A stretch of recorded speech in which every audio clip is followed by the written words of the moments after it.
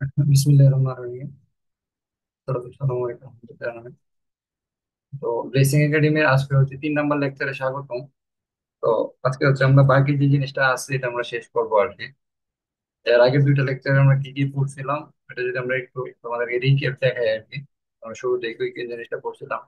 আমরা পর্যায় সারণীর পটভূমি, বৈশিষ্ট্য, মৌলের অবস্থান, পর্যায় সারণীর কিছু ব্যতিক্রম, এই 4টা পয়েন্ট পড়ছিলাম।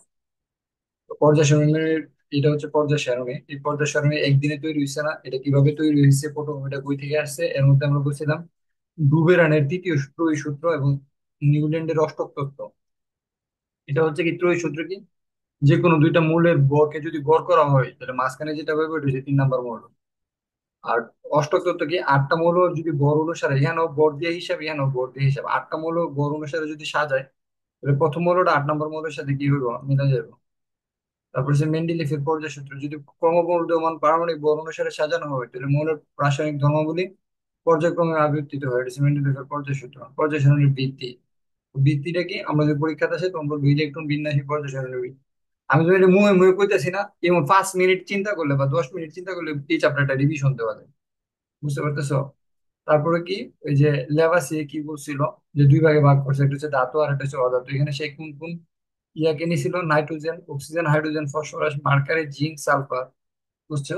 এখানে অধাতু কে, অক্সিজেন অধাতু, নাইট্রোজেন অধাতু, হাইড্রোজেন অধাতু। বুঝতে পারছো? আর ফসফরাস, মার্কারি, জিঙ্ক, সালফারের মধ্যে ফসফরাস অনেকটা অধাতুর ধর্মই দেখায়, আবার হচ্ছে ওইদিকে মার্কারি, জিঙ্ক, সালফার এগুলো একটা ধাতুর ধর্ম দেখায়। এটা দুই ভাগে ভাগ করছে। তার বাকি জিনিসগুলো আমরা পড়ছি।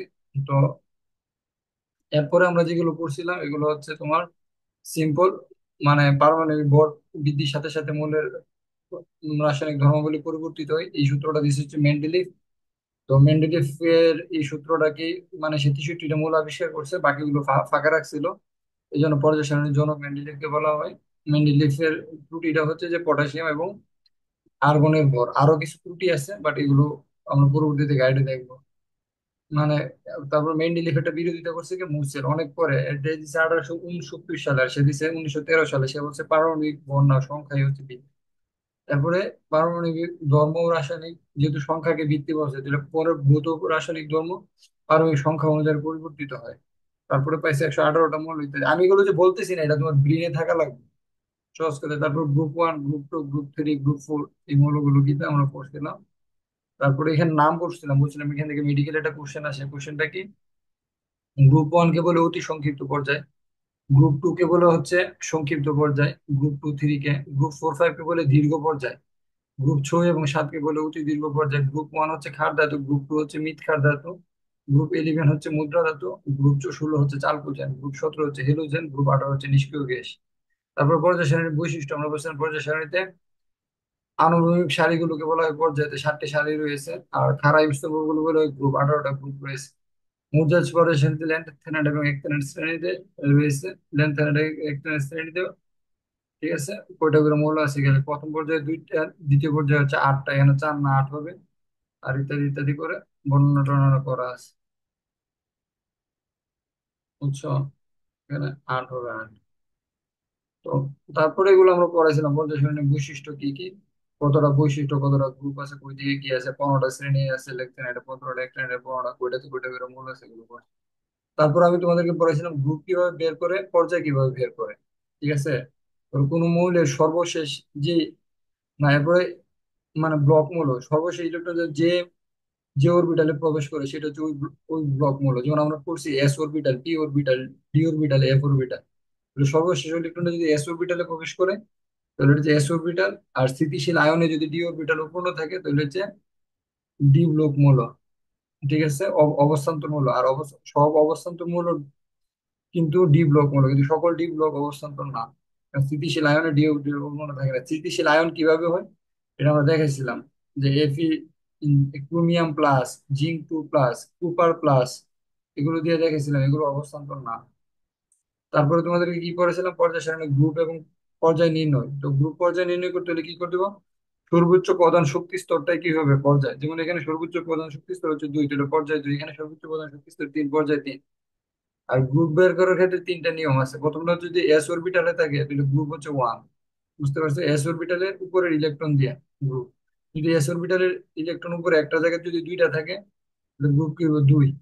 তারপর যদি এস আর পি থাকে তাহলে এস পি এর মধ্যে যে ইলেকট্রন আছে, যেমন দুই আর তিন, দুই আর একে তিন, তিনটা ইলেকট্রন, এর সাথে কি করতে হবে? 10 যোগ করতে হবে, যোগ করে হচ্ছে গ্রুপ বের করতে হবে। আর যদি ডি অরবিটালে থাকে তাহলে N minus one into D plus হচ্ছে এস, ডি আর এস যদি থাকে তাহলে এস প্লাস ডি এর ইলেকট্রন সংখ্যা, যেমন এস প্লাস ডি এর ইলেকট্রন সংখ্যা, যে ডি ডি টু দেওয়ার ফাইভ আর এস সাত না, এভাবে।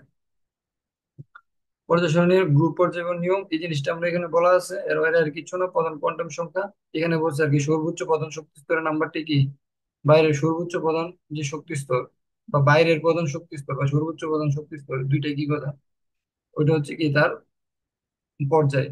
আর যেমন পটাশিয়ামের সর্বোচ্চ প্রধান শক্তি স্তর ইলেকট্রন কয়টা আছে, শক্তি স্তর হচ্ছে চার, তাহলে এটার পর্যায় হচ্ছে চার। আর এস অরবিটালে ইলেকট্রন আছে কয়টা, একটা, সর্বোচ্চ প্রধান শক্তি স্তর একটা, এই জন্য এক। এভাবে হচ্ছে গ্রুপ বের করার নিয়ম টিয়ম করছিলাম। সেম নিয়ম এগুলো এখানে বলা হয়েছে, এর বাইরে কিছু না। কিছু ব্যতিক্রম অবস্থান, হাইড্রোজেন হিলিয়াম ল্যান্থেনাইড এবং অ্যাক্টিনাইড শ্রেণীর যে অবস্থান, এটি ব্যতিক্রম, কারণ হাইড্রোজেনটা দেওয়ার কথা ছিল কত, দেখো হাইড্রোজেনের অবস্থান গ্রুপ ওয়ান হওয়ার কারণে সে কি, তোমার হচ্ছে অনেকটা খাদ ধাতুর সাথে এটা মিলে যায়। তো এই জন্য কি, খাদ ধাতুর সাথে মিলে যাওয়ার কারণে এটা হেলোজেনের সাথে দিতে পারতো সোডিয়াম হ্যালাইড।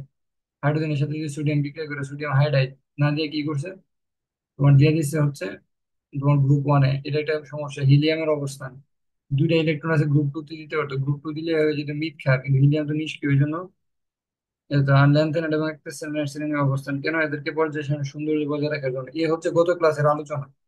কারণ তোমাদের ফাইনাল পরীক্ষায় যে কাজটা করা লাগবে, আমি যখন চিল্লাইছি না, এগুলো তোমার মাথায় রাখা লাগবে, এই হাতা শিটে বা অন্য কোথাও থাকলে হইতো না। আর এখানে হচ্ছে ইলেকট্রন বিন্যাস গুলো দেওয়া আছে। যদি দেখো হাইড্রোজেনের ক্ষেত্রে ওয়ান এস ওয়ান,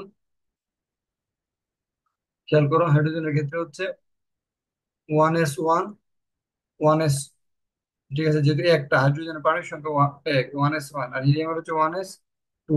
লিথিয়ামের কি হইব, খেয়াল করো, দেখো হাইড্রোজেনের যদি one S one, one S two, লিথিয়ামের তিন, ওয়ান এস টু যেটা, এটা তো ফিল আপ হয়ে গেছে গা, ওয়ান এস টু তো ফিল আপ, ওয়ান এস তো আর নিতে পারতো না, তাহলে কি দিব, টু এস,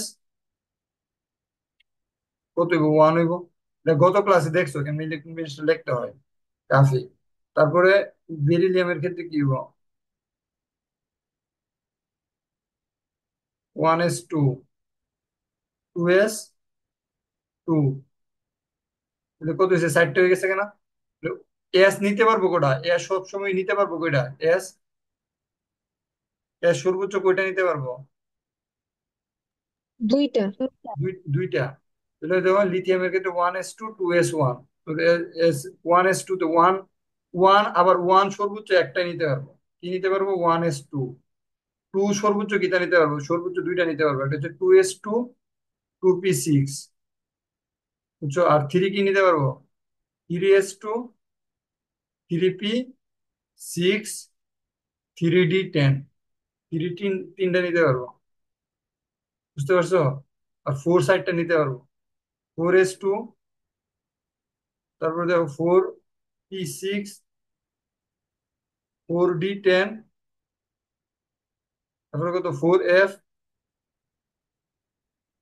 14, বুঝছো কিনা, হ্যাঁ, four D ten, four F 14। এখানে খেয়াল করো, ফোর পর্যন্ত তো আর যাওয়ার লাগতেছে না, এর আগে তো কাহিনী শেষ।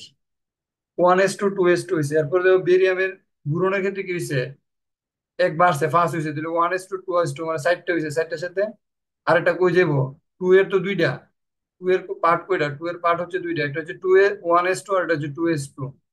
আর টু এর পার্ট হচ্ছে দুইটা, একটা হচ্ছে টু এস টু, আর একটা হচ্ছে টু এর পার্টই দুইটা, একটা হচ্ছে টু এস টু, আর একটা হচ্ছে টু পি সিক্স। এই যে এখানে লিখলাম টু এর পার্ট হচ্ছে দুইটা, একটা কি টু এস টু, একটা কত, টু পি সিক্স। দেখো তাহলে পি সিক্স তো আর ফিল আপ হয়েছে না, তাহলে one S two, two s two fill up হয়েছে, টু পি ওয়ান। তারপর যখন কার্বনের ক্ষেত্রে যাবো, one S two, two s two, two p two, বুঝছো। এই যে টু পি, এভাবে কি হয়েছে, two p three, two p four, two p five, two p six. এই যে one S two, two s two fill up হয়েছে, বুঝছো, মানে টু এর দুইটা ফিল আপ হয়েছে, two s two, two p six fill up হয়েছে। এখানে থ্রির, এরপর কি গেছে, সোডিয়ামের ক্ষেত্রে তো এই ওয়ান এর যা আছে সব ফিল আপ। ওয়ানের যা আছে সব ফিল আপ, টু এর যা আছে তাও fill up, 2p6, 3s1 feel আপটা কি দিব? 3s, হ্যালো, জি। 3s1 বুঝছো কি না? ম্যাগনেসিয়ামের ক্ষেত্রে কি দিব দেখো, 3s2। অ্যালুমিনিয়ামের ক্ষেত্রে কি দিব? এস কি দুইটার বেশি নিতে পারবো? না না, স্যার। এস তো দুইটার বেশি নিতে পারতো না, তাহলে 1s2, 2s2, 2p6, 3s2, তখন কি হইব? 3p1, কি হইব? 3p, one. তারপরে হচ্ছে 3p2, 3p3। এটি এক্স ওয়াই দিয়ে লেখা যায়, 3p(x1), 3p(y1), 3p(z1). এর আবার তিনটা ভাগ আছে, px, py, pz, মানে তিনটা তিন অক্ষ বরাবর, এরকম এরকম। একটা যদি এক্স এক্সিসে থাকে ডাম্বেল, আর একটা ওয়াই এক্সিসে থাকবো ডাম্বেল, আর একটা জেড এক্সিসে থাকবো ডাম্বেল।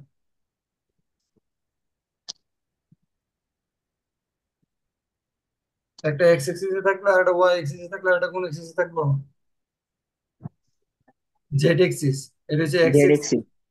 আর এটা হচ্ছে ওয়াই এক্সিস, আর এটা হচ্ছে কি জেড এক্সিস। এই যে পি এ তিনটা দিকে থাকে, থ্রি ডাইরেকশনে, X axis, Y axis, Z axis বুঝতে হলে এটা ঘরের কোনা বুঝবা, ঘরের কোনা। ভূমিটা হচ্ছে এক্স এক্সিস, উপরেরটা হচ্ছে ওয়াই এক্সিস, আর আরেকটা পাশ হচ্ছে জেড এক্সিস। তো এগুলো হয়তো ডিটেলস দরকার নাই। তারপর হচ্ছে যে সালফারের ক্ষেত্রে কি হইব, সালফারের ক্ষেত্রে হইব 3p4, ক্লোরিনের ক্ষেত্রে কি দিব? 3p5, আর্গনের ক্ষেত্রে 3p6। ফিল আপ হয়ে গেছে গা। এখন 3p শেষ হওয়ার পরে 3d তে যাওয়ার কথা, কিন্তু আমরা দেখছি কি 4s এর শক্তি 3d এর তুলনায় কি কম। কারণ 4s এর শক্তি হচ্ছে কত? 4s এ তোমার n+l এর মান হচ্ছে কত? 4s এ n+l এর মান হচ্ছে 4, আর 3d তে n+l এর মান কত? 5। এই জন্য 4s1 চলে গেছে, এরপরে 4s2 তে চলে গেছে। 4s তো দুইটাই নিতে পারবো, s1 s2। তারপর আবার 3d শুরু হয়েছে, ঠিক আছে? যেমন এটা 3d1, 4s2, তারপর হচ্ছে 3d2, 4s2, এভাবে বাড়তে হয়েছে। এবার 3d5, 4s1, 3d5 হইতো 6 হয়ে 4s1 থাকতো, কিন্তু ম্যাগনেসিসের ক্ষেত্রে 3d5, ডি ফাইভটা কি অধিক সুস্থিত, ডি ফাইভটা কি অধিক, সরি সুস্থ। ক্রোমিয়ামের ক্ষেত্রে, এই যে দেখো, ক্রোমিয়ামের ক্ষেত্রে এটা ডি ফাইভটা হচ্ছে অধিক সুস্থিত। ডি ফাইভ অধিক সুস্থিত হওয়ার কারণে ক্রোমিয়ামের ক্ষেত্রে এই যে 4s2, 3d4 না হইয়া কি হয়ে গেছে? 4s1, 3d5 হয়ে গেছে। আর আয়রনের ক্ষেত্রে কি কি 3d6, 4s2, 3d6, 4s2। আর বাকিগুলো তো এইভাবে হয়েছে কুপারে। এখন বলো কাফি, তুমি কিতা বুঝো নাই বলো?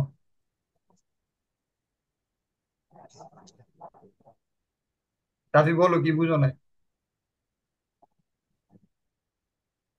হ্যালো, জি ভাইয়া। বুঝতে পারছো? জি মানে এখানে যেগুলা গ্যাপ ছিল ওইগুলা বুঝি নাই আর কি, এখন বুঝছি। হুম, তুমি নিজে নিজে একটু চিন্তা করো যে কেমনে হয়েছে, আর জি। রেকর্ডিংটা দেখো, তাহলে বুঝতে পারবো আমি কেন আচ্ছা। বসাইছি। ঠিক আছে, এখন হচ্ছে আমাদের মেইন পড়া চলে যায়, মৌলের পর্যাবৃত্ত ধর্ম। এটা থেকে সবচেয়ে বেশি কোশ্চেন মেডিকেলে, বুয়েটে, এডমিশন টেস্টে আইব, মৌলের পর্যাবৃত্ত ধর্ম থেকে। মৌলের পর্যাবৃত্ত ধর্ম কি, এই জিনিসটা একটু বোঝার চেষ্টা করো। যে মানে কিছু কিছু ধর্ম আছে, দেখো পর্যাবৃত্ত ধর্মের মধ্যে কি কি ব্যাপারগুলো আছে। এটা হচ্ছে ধাতব ধর্ম। পর্যায় মৌলের কিছু ধর্ম আছে, যেমন ধাতু ধর্ম, অধাতু ধর্ম, পরমাণুর আকার, আয়নীকরণ শক্তি, তড়িৎ ঋণাত্মকতা, ইলেকট্রন আসক্তি, এই ধর্মগুলোকে কি বলে? পর্যাবৃত্ত ধর্ম বলে। কেন পর্যাবৃত্ত ধর্ম বলে, এই জিনিসটা বোঝার চেষ্টা করো। আমি যদি এটা পর্যায় সারণীর মধ্যে, কোন একটা পর্যায় সারণী নিয়ে যদি আমি কি করি, তোমার এই যে পর্যায় সারণী নিয়ে আমি যদি মনে করো বাম দিক থেকে ডান দিকে যাই, তাহলে এটা কি হইব? এই ধর্মগুলো যে একটু আগে যেটা বললাম, পারমাণবিক ব্যাসার্ধ, ধাতুক ধর্ম, অধাতুক ধর্ম, তড়িৎ ঋণাত্মকতা, ইলেকট্রন আসক্তি, এগুলো কি হইব? এগুলো চেঞ্জ হইব, কি হইব? চেঞ্জ হইব। চেঞ্জ হইব। তাহলে পর্যায় সারণীর বামে বা ডানে গেলে অথবা উপরে বা নিচে নামলে কি হইলো, উপরে বা নিচে নামলে, আমি যদি উপর নিচে যাই নামলে। অথবা নিচে যাই অথবা কোনো একটা মূল থেকে ডানে অথবা বামে যাই, তখন কি হইব, কিছু ধর্ম চেঞ্জ হইব। যে ধর্মগুলোর নাম হচ্ছে, একটা হচ্ছে ধাতব ধর্ম, একটা অধাতব ধর্ম, তড়িৎ ঋণাত্মকতা, ইলেকট্রন আসক্তি, আয়নীকরণ শক্তি ইত্যাদি ইত্যাদি। তো এই ধর্মগুলোকে পর্যাবৃত্ত ধর্ম বলে। বুঝতে পারছো তো পর্যাবৃত্ত ধর্মের ডেফিনেশনটা কি? দেখো আমরা একটা ইয়ার থেকে দেখি ডেফিনেশনটা, যে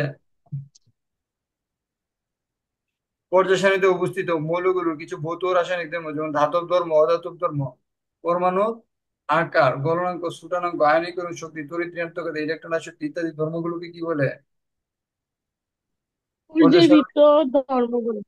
হ্যাঁ, এগুলোকে পর্যায় সারণীর পর্যাবৃত্ত ধর্ম বলে। পর্যাবৃত্ত ধর্ম কেন? কারণ এগুলোর কি পর্যায় যখন চেঞ্জ হয়, মানে এক পর্যায় থেকে পর্যাবৃত্ত ধর্ম কেন, এটা আরো সহজ করে বোঝায়। দেখো এখানে একটা ইয়ে আছে, টুক টুক বুঝে রাখো, যেটা অনেক বেশি লড়াইতেছে। পর্যাবৃত্ত ধর্ম কেন, খেয়াল করো, যত পর্যায় সারণীটা দেখা যেতেছে, যে হাইড্রোজেন থেকে লিথিয়াম, লিথিয়াম থেকে সোডিয়াম, সোডিয়াম থেকে পটাশিয়াম, পটাশিয়াম থেকে ম্যাগনেসিয়াম, আর পটাশিয়াম থেকে রুবিডিয়াম, রুবিডিয়াম থেকে সিজিয়াম, সিজিয়াম থেকে ফ্রান্সিয়াম। এই যে নিচের দিকে যাইতেছে, গেলে কি হইব, এটি ধাতব ধর্ম, অধাতব ধর্ম, তড়িৎ ঋণাত্মকতা, ইলেকট্রন আসক্তি, এগুলো কি হইব, চেঞ্জ হইব। এটা কোথায় সে নিচের দিকে যাইতেছে, পর্যায় সারণীতে না, পর্যায় সারণী একটা কলামের মধ্যে, একটা রোর মধ্যে সে কি করতেছে,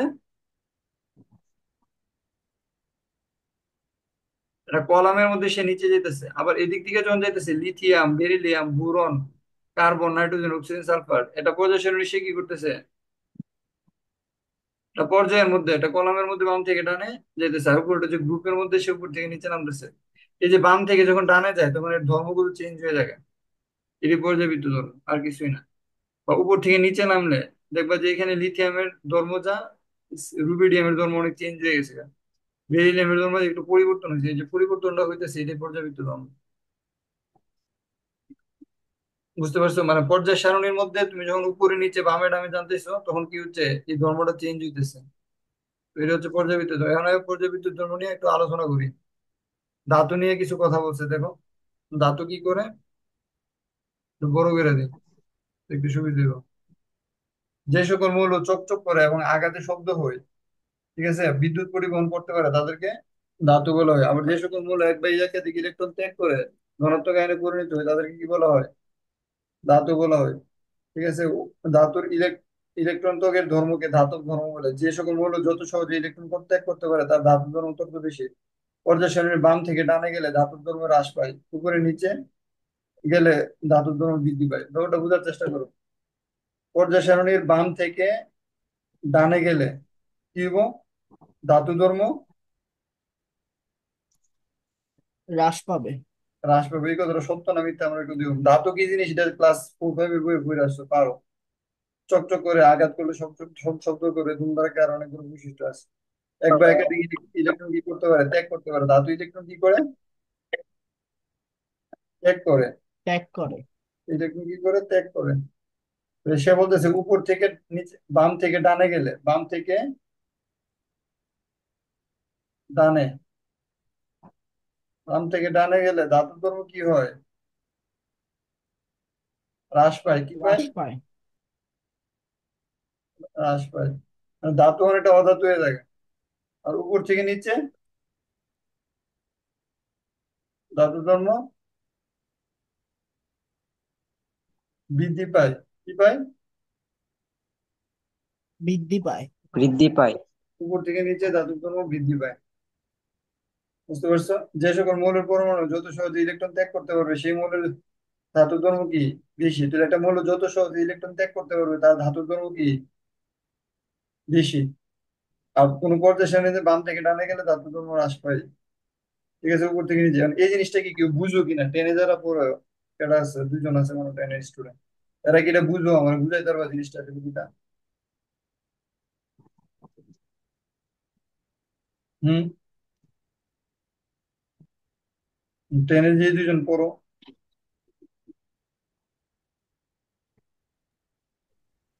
স্যার ওই হম, ধর্ম বলতে তো বোঝায় যে ইলেকট্রন ত্যাগ করার যে ধর্মটা, হুম, প্রবণতাটা।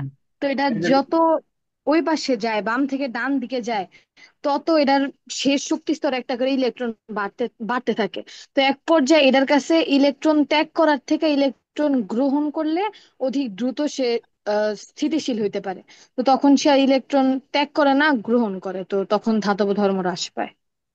সুন্দর বস্তু। আর উপর থেকে নিচে নামলে,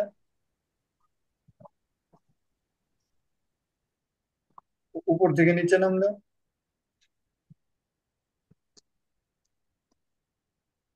বলো, উপর থেকে নিচে নামলে কি হয়? থেকে নিচে নামলে বৃদ্ধি পায়, কারণ কি উপর থেকে নিচে নামলে এর পারমাণবিক আকারটা বৃদ্ধি পায়। তখন একটা করে কক্ষপথ বেশি থাকে। তো তখন নিউক্লিয়াসের থেকে শেষ কক্ষপথ যেটা থাকে ওটার আকর্ষণটা কমা যায়। তো তখন তার কাছে ইলেকট্রন দিয়া দেওয়াটা সহজ হয়ে যায়। তো এই কারণে নিচে নামলে এটা বৃদ্ধি পায়, ধাতব ধর্ম। হুম, ভালোই বলছো।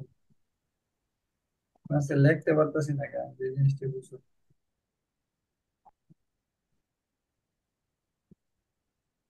আল্লাহ জানে কি কি কি ঝামেলা হয়েছে।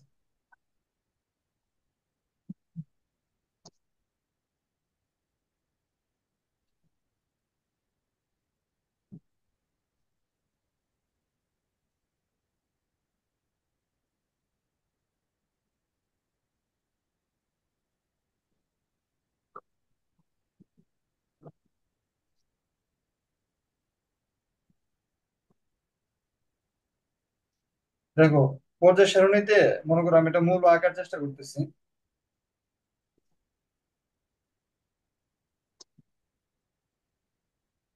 এটা হচ্ছে নিউক্লিয়াসটা, হ্যাঁ। মনে করো আমি সোডিয়াম দিয়ে আঁকি। সোডিয়ামের প্রথম কক্ষপথে ইলেকট্রন আছে কয়টা? দুইটা। কয়টা আছে? দুইটা। এরপরে দুইটা। কয়টা? আটটা। এরপরটা কয়টা?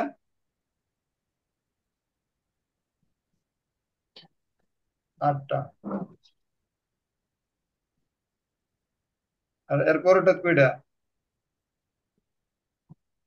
তিন নাম্বারটা কয়টা? একটা। তিন নাম্বারটা কয়টা? একটা। একটা। এটা কি আঁকছি? এটা সোডিয়াম আঁকছি, তোমরা বোঝার চেষ্টা করো। এখন বাম থেকে যখন ডানে যায়, কোন দিকে যেতেছি? বাম থেকে ডানে। বাম থেকে ডানে। বাম থেকে যখন ডানে যায়, এই একটা বুঝলে সব বুঝে যাবে। বাম থেকে যখন ডানে যেতেছি, এরকম খেয়াল করে দেখো। সোডিয়াম কি হইব? নিচে। বাম থেকে ডানে গেলে আমি আগে দেখাই তোমাদেরকে, আমি যেটা বানাই বুনাই করতেছি এবার টাইম না, তো পরে হবে। বাম থেকে যে সোডিয়ামের বাম থেকে ডানে গেলে সোডিয়ামের পরে কে? দেখো, সোডিয়ামের পরে কে? ম্যাগনেসিয়াম। ম্যাগনেসিয়াম। এর পরে কে? অ্যালুমিনিয়াম। এর পরে কে? অ্যালুমিনিয়াম। সিলিকন। সিলিকনের পরে সিলিকন। কে? Phosphorus. Phosphorus, phosphorus, sulphur. Sulphur পরে sulphur, chlorine, argon. Argon. Very good. এখন আসো, বাম থেকে যখন ডানে যেতেছি খেয়াল করো। প্রথম সোডিয়ামের ক্ষেত্রে ইলেকট্রন ছিল একটা, বাম থেকে যখন ডানে যেতেছি তখন কি হয়েছে? সোডিয়াম হয়ে গেছে কি? সোডিয়াম কি হয়ে গেছে? সোডিয়াম হয়ে গেছে ম্যাগনেসিয়াম। কি হয়ে গেছে? ম্যাগনেসিয়াম। সোডিয়াম হয়ে গেছে ম্যাগনেসিয়াম। বাম থেকে যখন ডানে যেতেছি তখন সোডিয়াম হয়ে গেছে কি? ম্যাগনেসিয়াম। তারপরে কি ম্যাগনেসিয়াম যখন হয়েছে, ইলেকট্রন কি এখানে বাড়ছে না কমছে? তৃতীয় শক্তি স্তরে, তৃতীয় শক্তি স্তরে ইলেকট্রন কি বাড়ছে না কমছে? সোডিয়াম যখন ম্যাগনেসিয়াম হয়েছে, বাড়ছে। তারপরে সোডিয়াম থেকে ম্যাগনেসিয়াম হওয়ার পরে এরপরে কি হইব? অ্যালুমিনিয়াম। এরপরেটা কি? অ্যালুমিনিয়াম। ইলেকট্রন কি বাড়ছে না কমছে? বাড়ছে। এরপরে কি হইব? অ্যালুমিনিয়ামের পরে যে আরেকটা ইলেকট্রন বাড়াই দিই, তাহলে কি হইব? সিলিকন। কি হইব? সিলিকন। জিনিসটা বোঝার চেষ্টা করো। প্রথম ইলেকট্রন কয়টা ছিল? সোডিয়াম। সোডিয়ামের পরে যখন ম্যাগনেসিয়াম হয়েছে তাহলে তৃতীয় শক্তি স্তরে ইলেকট্রন ইলেকট্রন বাড়ছে কয়টা? একটা। তো ইলেকট্রন বাড়লে তো হইতো না, এই নিউক্লিয়াসের মধ্যে কি বাড়বো? সোডিয়াম যখন ম্যাগনেসিয়াম, সোডিয়াম থেকে যখন তুমি ম্যাগনেসিয়ামে যাইবা তখন ইলেকট্রন কক্ষপথে ইলেকট্রন বাড়ছে, কিন্তু এই নিউক্লিয়াসের মধ্যে আবার কি বাড়ছে একই সাথে? প্রোটন। প্রোটন বাড়ছে। কক্ষপথে বাড়তেছে হচ্ছে ইলেকট্রন, ব্যাপারটা বোঝার চেষ্টা করো। কক্ষপথে বাড়তেছে হচ্ছে কি? কক্ষপথে বাড়ে ইলেকট্রন, কক্ষপথে ইলেকট্রন বাড়ার আগেই বাড়ে হচ্ছে ইলেকট্রন, কিন্তু কক্ষপথে ইলেকট্রন বাড়ার আগেই নিউক্লিয়াসে বাড়তে হবে কি? প্রোটন। নিউক্লিয়াসে বাড়ে হচ্ছে প্রোটন। নিউক্লিয়াসে বাড়ে হচ্ছে প্রোটন। তো কক্ষপথে ইলেকট্রন বাড়ার আগে আগে বাড়বে হচ্ছে নিউক্লিয়াসে একটা প্রোটন বাড়বো, বাড়ার পরে গিয়ে কক্ষপথে একটা ইলেকট্রন বাড়বো। তো এই নিউক্লিয়াসে যখন প্রোটন বাড়তেছে, এই প্রোটন কি করতেছে? এই যে একটা ইলেকট্রন বাড়ছে না, এই ইলেকট্রনটা টান্দা আরো ধরছে। এই ইলেকট্রনটা যখন বাড়ছে তাহলে নিউক্লিয়াসে আরেকটা প্রোটন বাড়ছে, এই প্রোটনটা কি করছে? এই ইলেকট্রনটা আরো টান্দা ধরছে। দেখো, এরপরে যখন আবার একটা ইলেকট্রন বাড়ছে, আগে কক্ষপথ ছিল এইটা, 4 নাম্বারটা যখন বাড়ছে তখন এই আরো টান্দা ধরছে। 5 নাম্বার যখন ইলেকট্রন আরেকটা বাড়ছে, নিউক্লিয়াস আরেকটা প্রোটন বাড়ছে, এটা আরো টান্দা ধরছে। এরপরে আবার যখন আরেকটা ইলেকট্রন বাড়ছে তখন প্রোটন এটা টান্দা ধরছে। যেমন দেখো আগে, আমি এটা অন্য কালারটা দেখাই। যখন এটা সোডিয়াম ছিল তখন ব্যাসার্ধ ছিল লাস্টের লালটা। এখন দেখো যখন এটা সোডিয়াম থেকে যখন ম্যাগনেসিয়াম, ম্যাগনেসিয়ামের পরে যখন কি গো অ্যালুমিনিয়াম হইতে যাইবো, এবং অ্যালুমিনিয়াম থেকে যখন আস্তে আস্তে সিলিকন, সিলিকন থেকে যখন ফসফরাস এইভাবে হইতে থাকবো, তখন এটা ব্যাসার্ধ কি হইতেছে? মানে প্রত্যেকবার নতুন করে কোনো কক্ষপথ বা শক্তি স্তর যুগ হইতেছে না। হ্যাঁ, একটা ইলেকট্রন বাড়ার সাথে সাথে সোডিয়াম ম্যাগনেসিয়াম হওয়ার সাথে সাথে নিউক্লিয়াসে একটা প্রোটন বাড়তেছে। ঠিক আছে? কক্ষপথে একটা ইলেকট্রন বাড়ার সাথে সাথে নিউক্লিয়াসে একটা প্রোটন বাড়তেছে, আর নিউক্লিয়াসে প্রোটন বাড়ার কারণে এই প্রোটন কর্তৃক আকর্ষিত চার্জ, প্রোটন কর্তৃক আকর্ষিত চার্জ ইলেকট্রনটা টান্দা ধরে ফেলছে। যদি একটা ইলেকট্রন থাকতো তাহলে প্রোটন তো থাকতো একটা নিউক্লিয়াসে, তাহলে এটা টান কি দিল, কম দিল। যখন নিউক্লিয়াসের মধ্যে ইলেকট্রন সংখ্যা, আরে ও কক্ষপথের মধ্যে ইলেকট্রন বাইরে গেছে গা তুলে, নিউক্লিয়াসে প্রোটনের সংখ্যা বাইরে গেছে গা। আর প্রোটন কি করতেছে?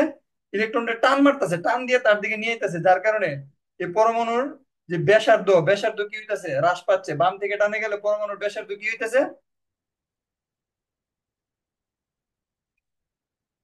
হ্রাস পাচ্ছে।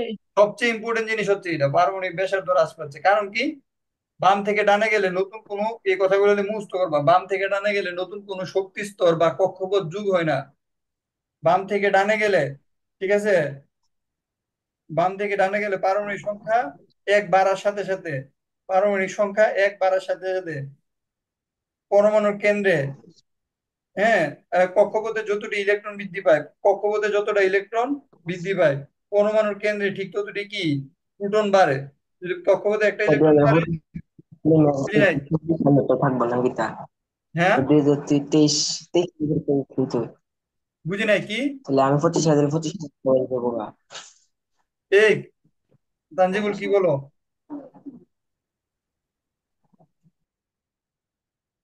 মিউট করে দেবো। তো পরমাণুর ব্যাসার্ধ বাম থেকে ডানে গেলে ঘটনাটা কি হইতেছে? বাম থেকে যখন ডানে যাইতেছে, কক্ষপথে ইলেকট্রন বৃদ্ধির সাথে সাথে নিউক্লিয়াসে কি, নিউক্লিয়াসে একটা করে প্রোটন বাড়তেছে, নিউক্লিয়াসে একটা করে প্রোটন বাড়তেছে। তাহলে ধনাত্মক চার্জ যুক্ত প্রোটন কি, ঋণাত্মক চার্জ যুক্ত ইলেকট্রনকে কি নিজের দিকে টেনে নিয়ে আসতেছে। এই জন্য পরমাণুর আকার বা ব্যাসার্ধ কি হইতেছে? হ্রাস পায়। বাড়তেছে। একই গ্রুপে, একই পর্যায়ে, খেয়াল করো, একই পর্যায়ে, একই পর্যায়ে বাম থেকে ডানে গেলে একই পর্যায়ে, ওই দিকে এই যে বাম থেকে টানে গেলে পরমাণুর আকার হ্রাস পায়। এই একটা বুঝলেই চলবে, বাড়িতে নিউজ জ্বালাবা। আর একই গ্রুপে উপর থেকে নিচে গেলে, একই গ্রুপে উপর থেকে নিচে গেলে, একই গ্রুপে কি উপর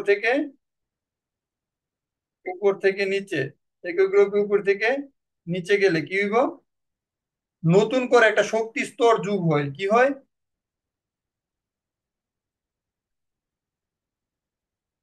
নতুন করে কি হয়?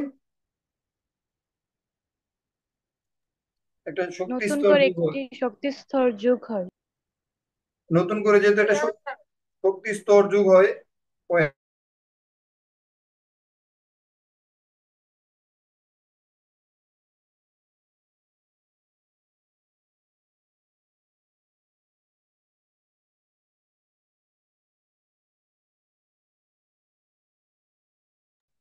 নতুন করে শক্তি স্তর যোগ হয়। যেমন প্রথমটা কি ছিল খেয়াল করো, প্রথমটা ছিল লিথিয়াম সাপোজ আর কি।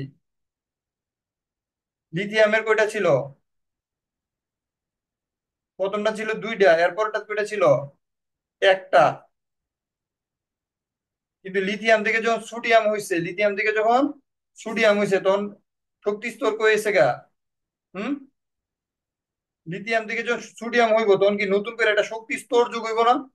তাহলে কি পরমাণুর ব্যাসার্ধ হ্রাস পাইব না বৃদ্ধি পাইব? বৃদ্ধি পাবে। পরমাণুর ব্যাসার্ধ বৃদ্ধি হবে, এই এক কথাই শেষ। তখন দেখবে বাকি সব বুঝে যাবে। ব্যাসার্ধ বৃদ্ধি পাইব মানে এই পারমাণবিক ব্যাসার্ধের সাথে জিনিসটা অনেক বেশি কানেক্টেড। তো উপর থেকে যখন নিচে নামছে, তাহলে নতুন করে শক্তি স্তর বা কক্ষপথ যুগ হয়েছে, এই জন্য পরমাণুর ব্যাসার্ধ বৃদ্ধি পাইছে। আর বাম থেকে যখন ডানে গেছে তখন কি হয়েছে, যে নিউক্লিয়াসে একটা কোনো শক্তি স্তর বাড়ে নাই। কক্ষপথে একটা ইলেকট্রন বৃদ্ধির সাথে সাথে নিউক্লিয়াসে একটা প্রোটন বৃদ্ধি পায়। তো ধনাত্মক চার্জ যুক্ত কর্তৃক ধনাত্মক চার্জ যুক্ত প্রোটন কক্ষপথে অবস্থিত ইলেকট্রনকে নতুন করে বৃদ্ধি পাওয়া ইলেকট্রনকে বা কক্ষপথে অবস্থিত ইলেকট্রনকে টেনে নিজের দিকে টান্দা ধরে রাখে। এজন্য কি হয়, এজন্য কি হয়, তোমার আকার হ্রাস পায়। এজন্য কি হয়, পরমাণুর আকার হ্রাস পায়। যেমন আগে আকার ছিল লালটা, যখন আকার হইব কোনটা, আস্তে আস্তে যখন ইলেকট্রনের সংখ্যা যখন বাড়তেছে তখন আকার হইতেছে কোনটা, এই নীলটা। পরে আকার, পরের আকারটা কোনটা হইতেছে? আমার কথা কি বুঝতে পারতেছে? পরের আকার কোনটা হইতেছে? নীলটা। মানে পরমাণুর ব্যাসার্ধটা কি হইতেছে, হ্রাস পাইতেছে। এখন আয় ধাতব ধর্ম। ধাতব ধর্ম মানে কি জানেন? একটা ধাতু যদি কত সহজে ইলেকট্রন ছাড়তে পারে। ধাতব ধর্ম জিনিসটা মানে কি? ধাতু, আমার কথা কথা শুনলে হইব, ধাতু কত সহজে ইলেকট্রন, কত সহজে ইলেকট্রন ত্যাগ করতে পারে, কত সহজে ইলেকট্রন ত্যাগ করতে পারে। এখন একটু বোঝার চেষ্টা করো যে যখন সোডিয়াম ছিল, ইলেকট্রন ছিল একটা, এই ইলেকট্রনটা ত্যাগ করা সহজ নাকি ম্যাগনেসিয়ামের ইলেকট্রনটা ত্যাগ করা সহজ? হ্যালো। সোডিয়াম এটা ত্যাগ করা সহজ। হ্যাঁ, তো সোডিয়াম এটা ত্যাগ করা সহজ কেন?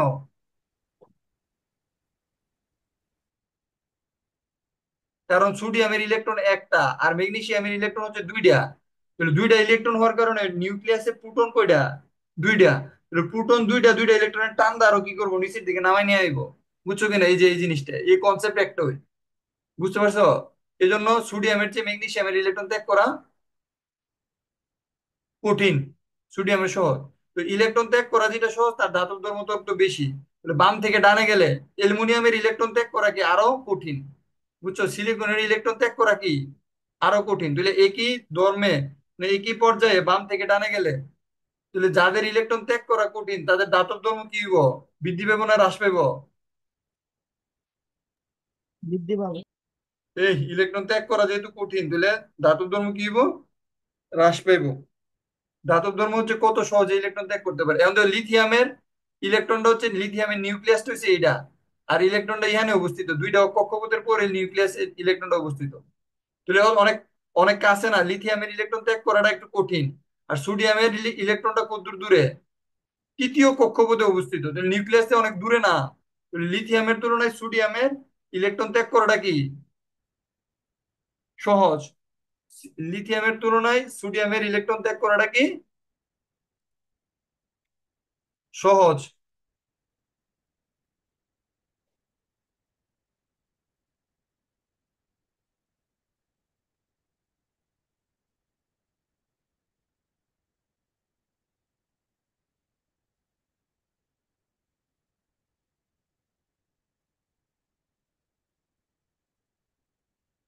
দেখো, হাইড্রোজেন, লিথিয়াম, সোডিয়াম, পটাশিয়াম, প্রত্যেকটা ক্ষেত্রে কি নতুন করে একটা শক্তি স্তর বাড়তেছে। যেহেতু একটা করে শক্তি স্তর বাড়তেছে, তো সোডিয়ামের ক্ষেত্রে, পটাশিয়ামের ক্ষেত্রে রুবিডিয়াম এর ক্ষেত্রে, সিজিএম এর ক্ষেত্রে, ফ্রান্সিয়াম এর ক্ষেত্রে, এদের ক্ষেত্রে হচ্ছে ইলেকট্রন ত্যাগ করা সহজ, কারণ আকার বাড়তেছে। কি বাড়তেছে?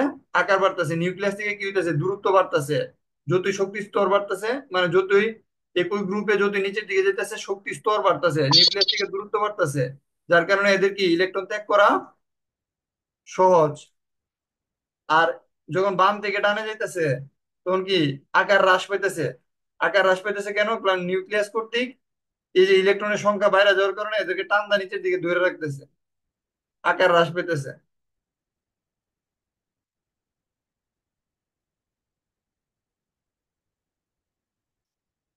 আকার হ্রাস পেতেছে। যেহেতু আকার হ্রাস পেতেছে, এই জন্য কি হুম আকার হ্রাস পেতেছে। যেহেতু আকার হ্রাস পেতেছে, সুতরাং এদের ধাতব ধর্ম কি হইব? ধাতব ধর্ম ক হ্রাস পেতেছে। এটা হচ্ছে কথা। শুধুমাত্র এই দুইটা জিনিস হচ্ছে এক, মানে পারমাণবিক ব্যাসার্ধ আর ধাতব ধর্ম হচ্ছে এক, আর বাকি সব কিছু উল্টা। এরপরে যা পড়বা সব উল্টা পড়বা। বুঝছো? আসো এরপরে কি আছে দেখি।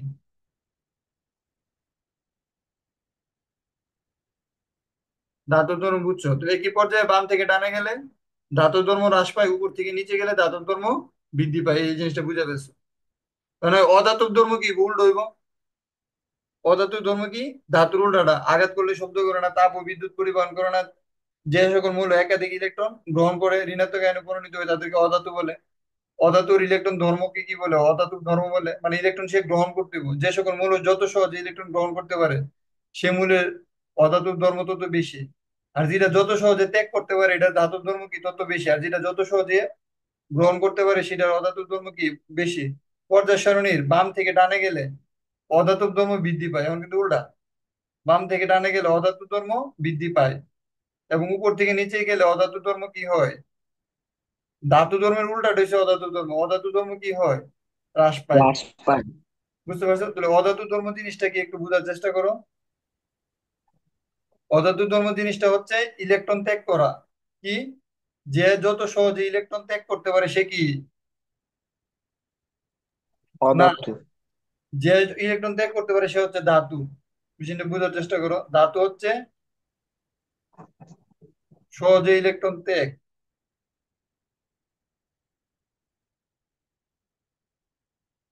আর অধাতু মানে কি?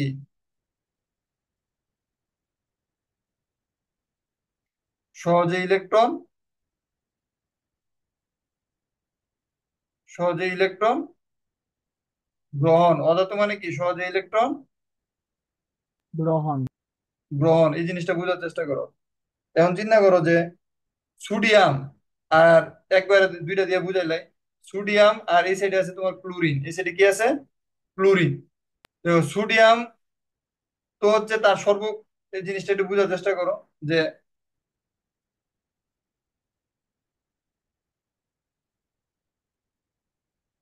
সোডিয়াম তো হচ্ছে ধাতু। সোডিয়াম নিজে কি? হাত। ধাতু। সোডিয়াম অলওয়েজ কি করবো? ইলেকট্রন কি করব? ত্যাগ করবো। সে কি করবো? ইলেকট্রন ত্যাগ ত্যাগ। করবে। মানে এটা মাইনাস হইব চিহ্নটা। সোডিয়াম অলওয়েজ ইলেকট্রন ত্যাগ করে সোডিয়াম প্লাসে পরিণত হইব। সেই ইলেকট্রন ছেড়ে দিয়ে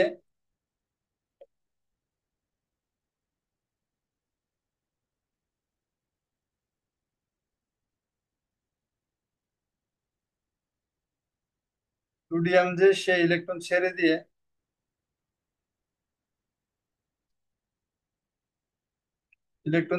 সে কি করতেছে? সোডিয়াম প্লাসে পরিণত হইতেছে।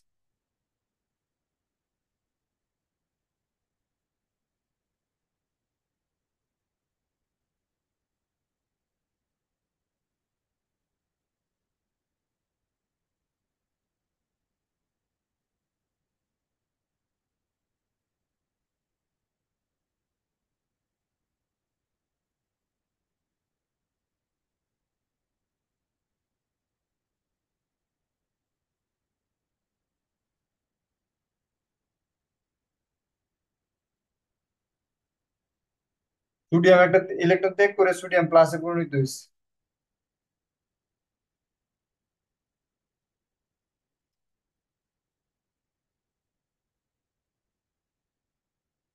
তো জিনিসটা বোঝার চেষ্টা করো। আর ক্লোরিন কি করে, এখন সোডিয়াম তো হইছে, ক্লোরিন একটা ইলেকট্রন গ্রহণ করে, খেয়াল করো, ক্লোরিন মাইনাসে পরিণত হচ্ছে। এটা আমি কেমনে বুঝাইতাম তোমরা?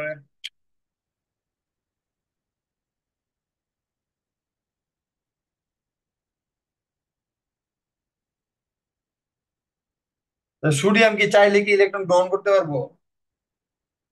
হুম। হ্যাঁ, পারবো। এই জিনিসটা এখন বোঝায়। ধাতু অধাতু সংজ্ঞাটা তো বুঝছো, এখন আসো এটা একটা প্র্যাকটিক্যাল উদাহরণ দিই। এখানে আসো তাহলে বুঝতে পারো।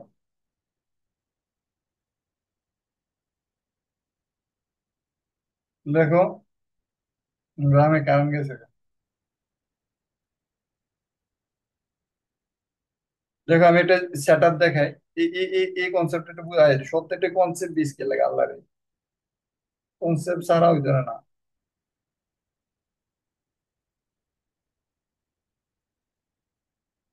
এটা যে সোডিয়ামের ক্ষেত্রে বুঝছো, আরেকটা আঁকতেছি। এটা অন্য কালারে এক কালারে দিয়ে একটা সুন্দর না। এটা মনে করো ক্লোরিনের ক্ষেত্রে।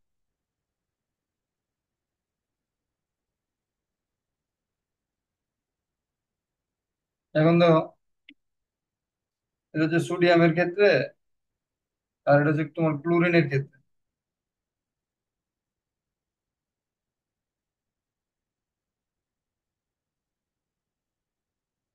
এটা হচ্ছে সোডিয়ামের ক্ষেত্রে, এটা হচ্ছে ক্লোরিনের ক্ষেত্রে। সোডিয়ামের প্রথমটা দুইটা, এরপর এটা আটটা, তারপর এটা আটটা,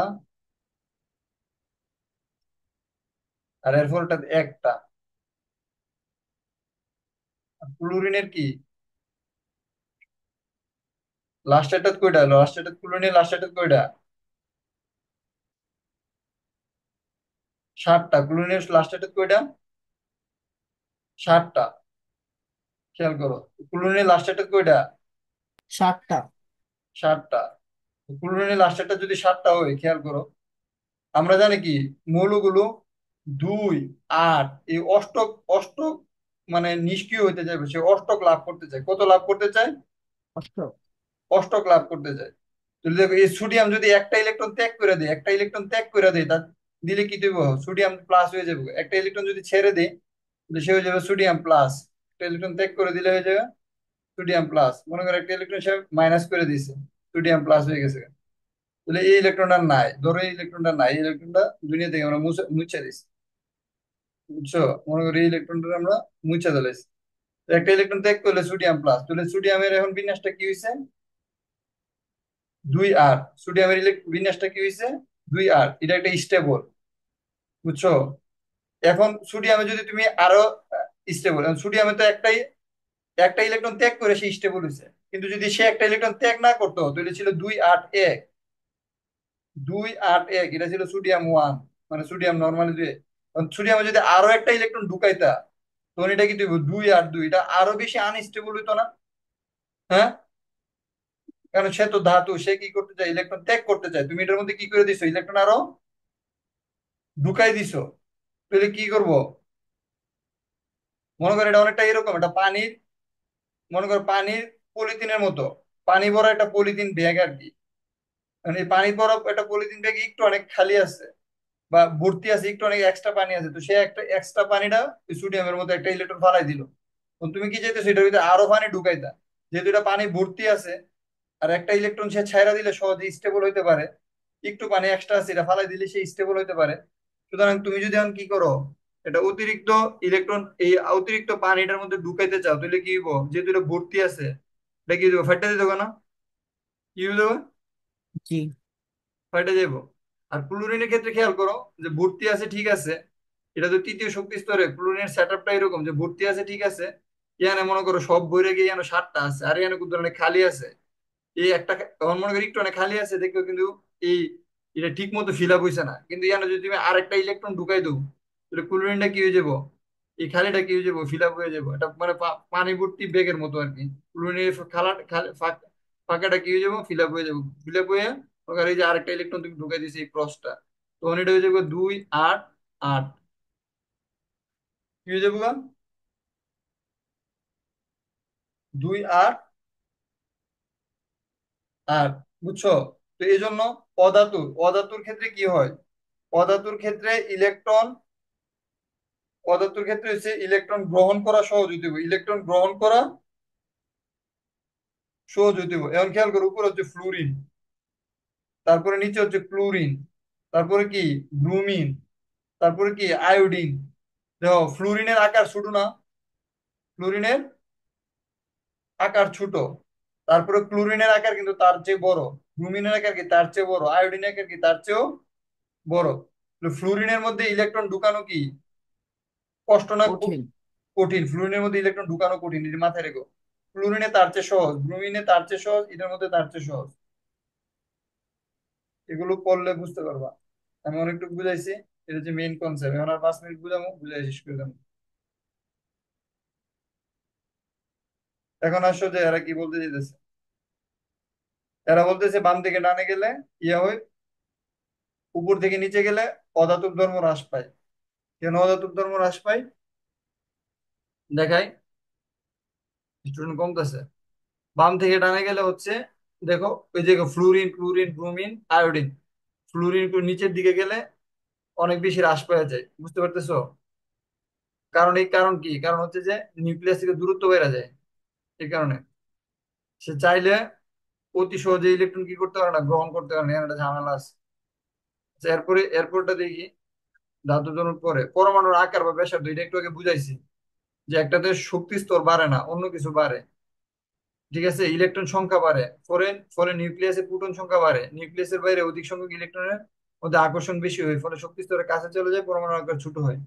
তারপরে দেখো আয়নীকরণ শক্তি, গ্যাসীয় অবস্থায় কোনো এক মোল পরমাণু থেকে গ্যাসীয় অবস্থায় কোনো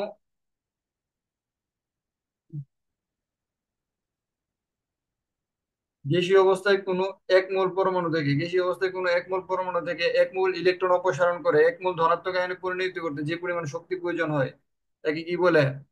আয়নীকরণ শক্তি বলে। তো 1 মোল পরমাণু থেকে যদি 1 মোল ইলেকট্রন অপসারণ করে 1 মোল আয়ন তৈরি করে, তাকে কি বলে? আয়নীকরণ শক্তি বলে। এখন দেখো যে একটা ইলেকট্রন, সোডিয়াম থেকে একটা ইলেকট্রন অপসারণ করা যত সহজ,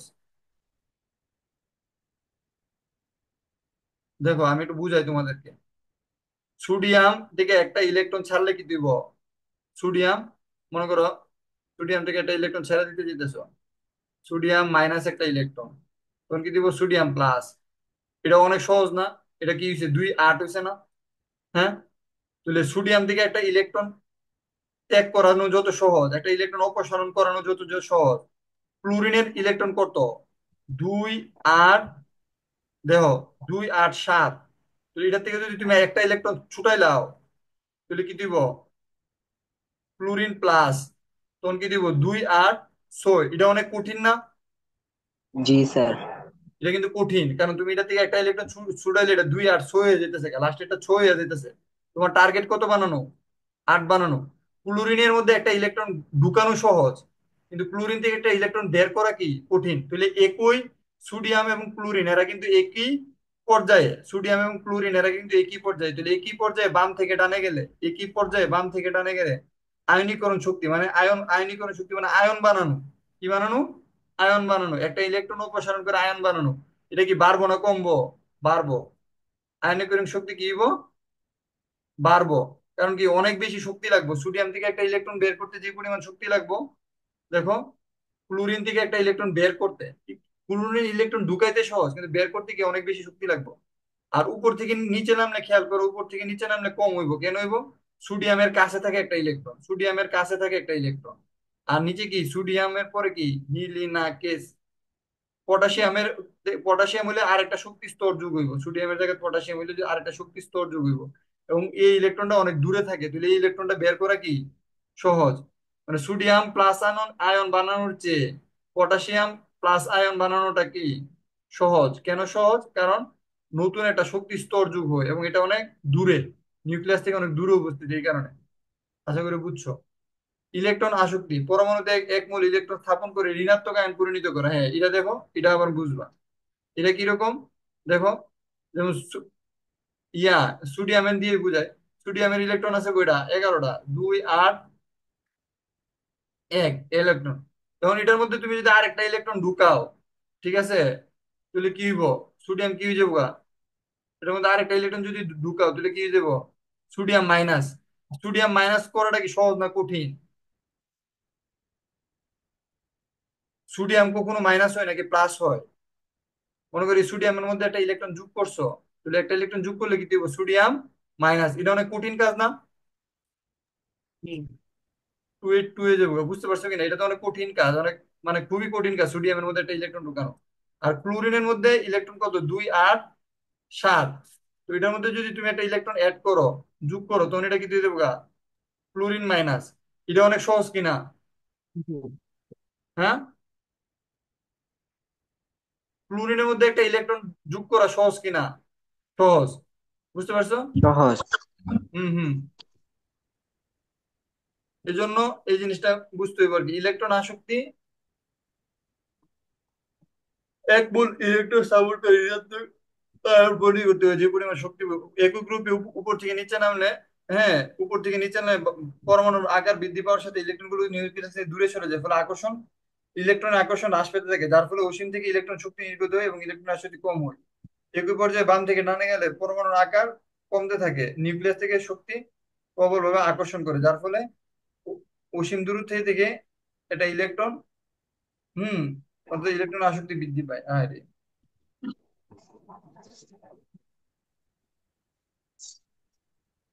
আচ্ছা, এটা এত এত কিছু দিলে ফের থেকে দেবো। তারপরে দেখো আমি পুরোটা একবারে দেখে দিতেছি। সমযোজী অবস্থায় কোনো মৌল শেয়ার কিন্তু ইলেকট্রন নিচের দিকে টেনে নেওয়ার যে প্রবণতা তাকে বলে তড়িৎ ঋণাত্মকতা। এটা সবচেয়ে বেশি হচ্ছে ফ্লুরিনের। একই পর্যায়ে বাম থেকে ডানে যখন যাওয়া যায় পরমাণু আকার হ্রাস পায়, তখন নিউক্লিয়াসের আকর্ষণে সবচেয়ে ছোট কোন আকার কোনটা জানো নি? সবচেয়ে ছোট আকার, এখানে খেয়াল করো, সবচেয়ে ছোট আকার হচ্ছে ফ্লুরিনের। সবচেয়ে ছোট আকার কার? ফ্লুরিনের। সে সবার ডানে আছে এবং সবার উপরে আছে, এই জন্য সবচেয়ে বেশি তড়িৎ ঋণাত্মক হচ্ছে ফ্লুরিন। ফ্লুরিনের তড়িৎ ঋণাত্মকতার মান হচ্ছে 0.4। ফ্লুরিনের তড়িৎ ঋণাত্মকতার মান কত? 0.4। 0.4। বুঝতে পারছো? 0.4 দেখো, 4.0 কেন? এটা সবার ডানে এবং সবার উপরে অবস্থিত। এটা সবার ডানে এবং সবার উপরে উপস্থিত হওয়ার কারণে এর সাইজটা কত? ফ্লুরিনের সাইজটা কত? ছোট। ফ্লুরিনের সাইজটা কত? ছোট। ফ্লুরিনের ফুট। সাইজটা ছোট হওয়ার কারণে, ঠিক আছে, এটার মধ্যে ইলেকট্রন কি থাকে? নিউক্লিয়াসের কি থাকে? অনেক কাছাকাছি থাকে। মানে এটা বেশি ঋণাত্মক। ইলেকট্রন যদি নিউক্লিয়াসের বেশি কাছাকাছি থাকে, এটা কি বেশি? ঋণাত্মক। বেশি ঋণাত্মক, বেশি ঋণাত্মক। এই জিনিসটা বুঝতে হবে, ফ্লোরিন মানে হচ্ছে বেশি ঋণাত্মক, এই জন্য এটা ঋণাত্মকতা বেশি। তাহলে পর্যায়ে একই পর্যায়ে বাম থেকে ডানে গেলে তড়িৎ ঋণাত্মকতা বাড়ে। কি বাড়ে? তড়িৎ ঋণাত্মকতা। ঋণাত্মকতা ধরে নেওয়া আর কি, এটা ঋণাত্মকতা, ঋণাত্মকতা বাড়ে। আর উপর থেকে নিচে গেলে তড়িৎ ঋণাত্মকতা বাড়ে। উপর থেকে নিচে গেলে তড়িৎ ঋণাত্মকতা কি?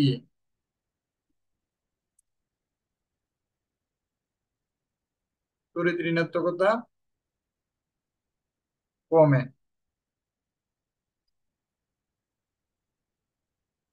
উপর থেকে নিচে গেলে তড়িৎ ঋণাত্মকতা কি? কমে। কমে। বুঝতে পারছো?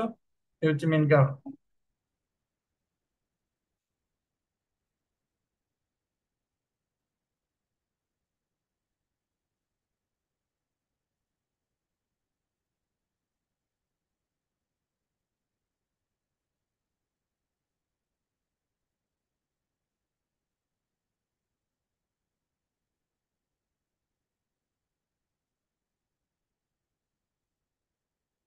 এই জিনিসগুলো বুঝাইছে।